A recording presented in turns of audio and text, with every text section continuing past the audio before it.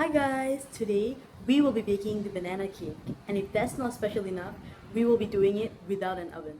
Lego.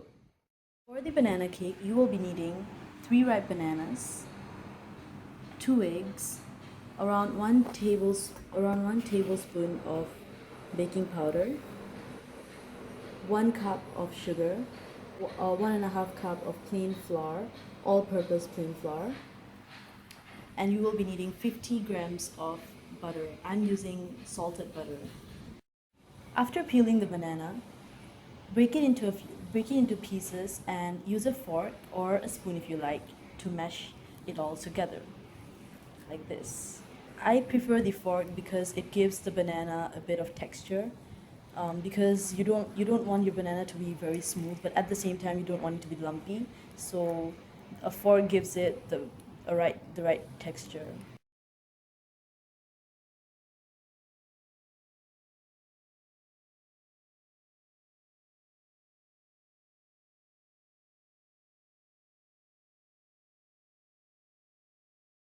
So this is how the mashed up banana looks like right now. It's really nice and gooey.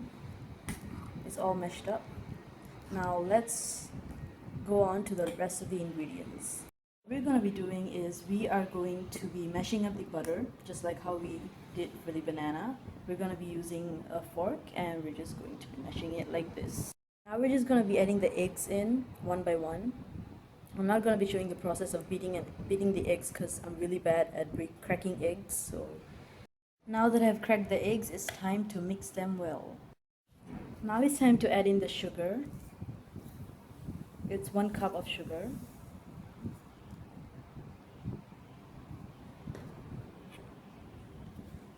And mix that in.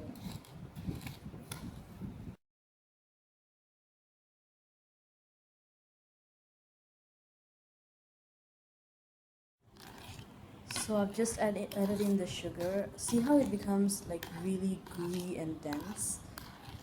Because the sugar is actually making hydrogen bonds with the mixture. Yes, it's science, and that's why it's become like that. Plus, and also I used a fork, so that's why the butter is really, you can see the clumps of butter in the mixture.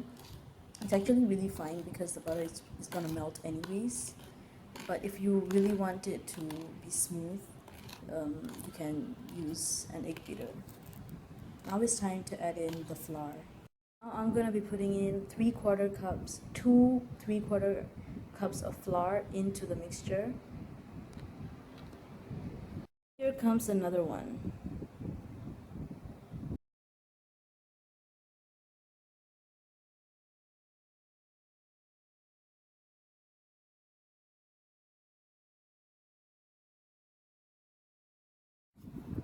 In goes the baking powder. And mix. Can you, can you see how the dough has become really consistent and um, smooth?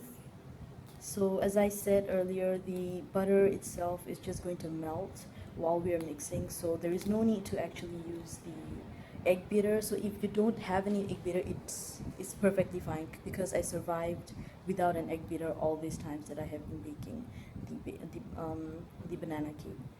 This is actually my 3rd time baking anything, to be honest, or even cooking. So to all the first time bakers out there, you should really try the banana cake because it's really easy. The ingredients that you need is just so accessible and you probably have it around your house already. So you should try the banana cake. Now we're going to be adding in the banana and we're going to continue mixing. The banana has already blackened, which is a great thing because that means that there is a higher percentage of glucose now.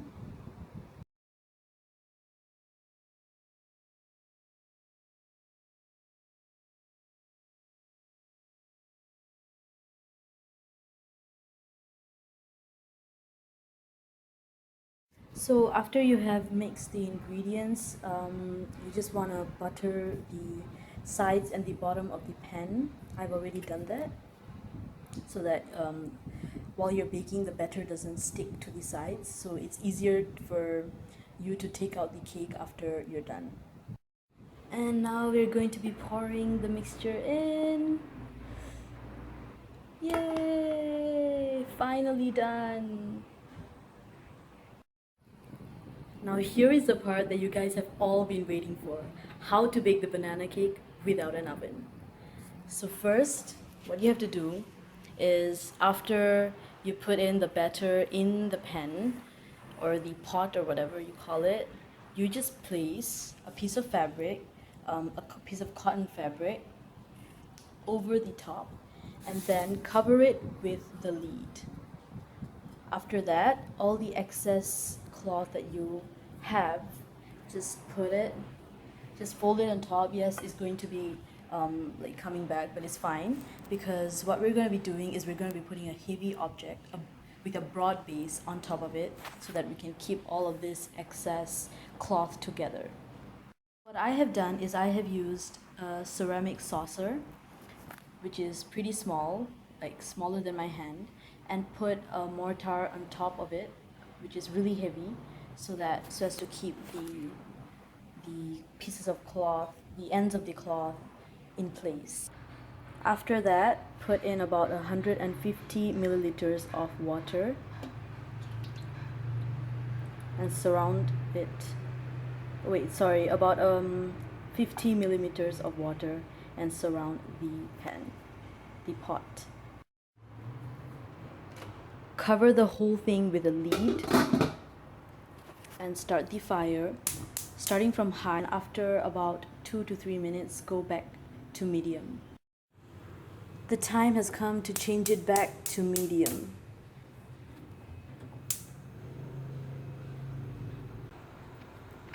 Leave the banana cake to bake for 45 to 55 minutes. If you can hear it, you'll be able to hear this rattling sound. Is actually the water which is inside the pot that's boiling. 2 hours later. The baking is hopefully finally done, and I am going to check how it is right now.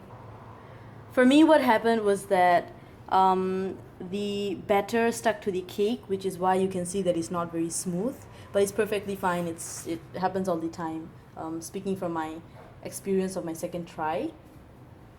And also the top part, the part on the top is always going to look like this, and it's perfectly fine. The bottom part is the one that's going to be crispy and really crusty. So let's flip it over and check how it looks like.